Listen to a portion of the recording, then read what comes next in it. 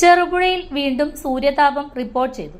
ചെറുപുഴ പഞ്ചായത്തിലെ തൊഴിലുറപ്പ് ഓഫീസിലെ ഓവർസിയറായ ഹെലൻ ഇന്ന് സൂര്യതാപം ഏറ്റതിനെ തുടർന്ന് ചികിത്സ തേടി. പണി നടക്കുന്ന സ്ഥലത്ത് ജിയോ ടാഗിംഗ് നടത്തുന്നതിനായി പോയപ്പോഴാണ് ഹെലന് സൂര്യതാപം ഏറ്റത്. കഴുത്തിനും പുറത്തും പൊള്ളലേറ്റതായി അറിയുന്നു. തുടർന്ന് ചെറുപുഴ പഞ്ചായത്ത് പ്രസിഡന്റ് ലൈസമ്മ പനക്കൽ ഉൾപ്പെടെയുള്ള ഭരണസമിതി ഇടപെട്ട് ഹെലനെ പുളിങ്ങോം ഫാമിലി ഹെൽത്ത് സെന്ററിൽ പ്രവേശിപ്പിച്ചു. ഇതിനു മുൻപ് കഴിഞ്ഞ ശനിയാഴ്ച വീട്ടുപറമ്പിൽ ജോലി ചെയ്യുന്നതിനിടെ മറ്റൊരു സ്ത്രീക്കും സൂര്യതാപം മൂലം പൊള്ളലേറ്റിരുന്നു.